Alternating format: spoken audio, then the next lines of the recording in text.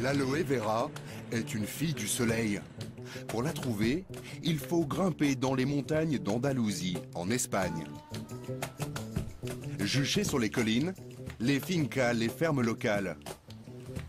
Sur ces terres arides poussent surtout des fruits tropicaux, mangue, litchi ou avocat. Et c'est ici qu'un couple de Français, Patrick et Sylviane, s'est lancé dans la production d'aloe vera. Leur plantation est entièrement bio.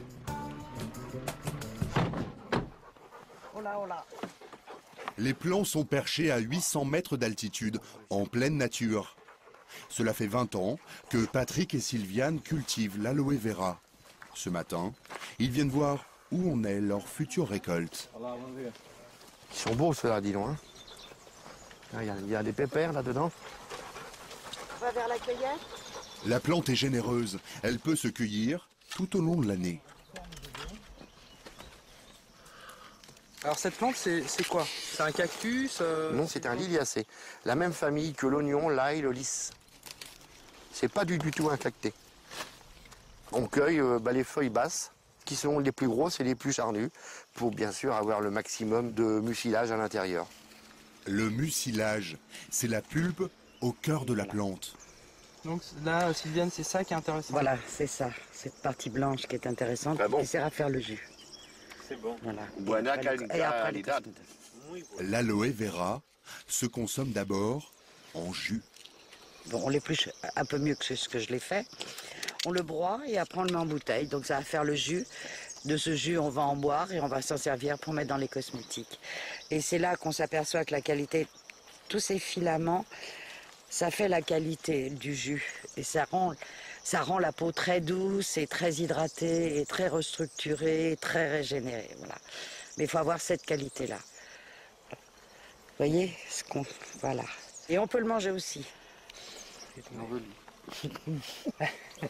Ça a quel goût? C'est un peu le goût d'oignon. Ça fait vraiment partie de la famille de l'ail, de l'oignon. C'est un petit goût d'oignon. On peut en manger comme ça en salade. Il y a des gens qui mangent en salade l'aloe frais. Sylviane et Patrick sont des puristes. Ils se sont associés avec des planteurs espagnols pour fabriquer leur propre jus d'aloe vera.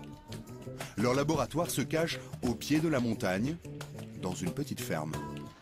Donc vous voyez les feuilles qui ont été cueillies, voilà, qui sont arrivées en fin de matinée, et donc qui sont traitées, quoi. Hein, ça c'est de la feuille, de la belle feuille, bien épaisse, de bonne qualité. On ne cueille que ce qu'on a besoin de cueillir.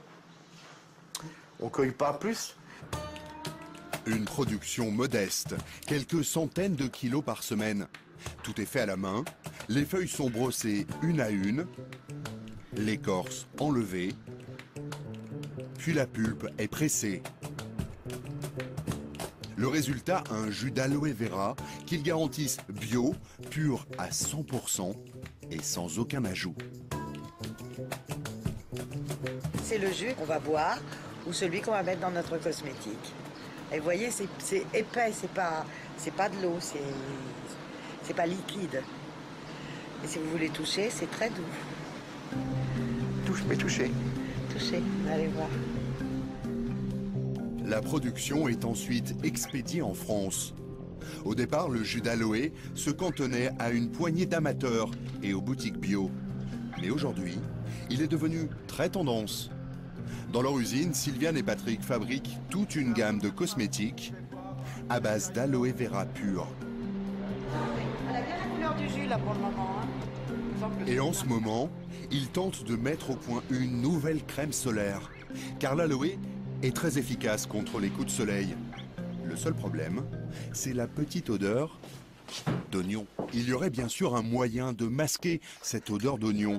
Utiliser cette poudre de l'aloe vera lyophilisée. Avec 1 gramme de poudre, vous faites 200 grammes de produit. Donc ça, c'est du super concentré en fait. C'est du super concentré. Mais en analyse, vous n'avez pas du tout les mêmes taux de molécules actives qui ressortent entre la poudre et le jus d'aloe. Le fait aussi de le concentrer et de le réduire en poudre, vous perdez beaucoup d'activité. Patrick, lui, se refuse à utiliser ces poudres. Impossible d'en vérifier la qualité, ni même de savoir s'il s'agit vraiment d'aloe vera. Vous savez pas, vous êtes incapable de savoir si c'est de l'aloe, pas de l'aloe. Ça peut être d'autres produits comme la maltose, dextrose ou n'importe quoi. Ce sont des produits qui sont très très souvent coupés, rallongés. Et vous refusez d'utiliser ou de réduire votre aloe en Absolument, poudre? absolument. Aucun intérêt. Pour nous. Aucun. Aucun. Où est la plante là? Cette poudre d'aloe vera, il est très facile de s'en procurer. Sur Internet, des centaines de fabricants chinois, pour la plupart, en proposent à des prix imbattables. Avec cette poudre diluée dans l'eau, le litre d'aloe reconstitué coûte 50 fois moins cher que celui de Sylviane et Patrick. Mais cette poudre est obtenue en broyant non pas la pulpe, mais la totalité de la plante, feuilles et racines comprises. Ces principes actifs sont donc quasi inexistants.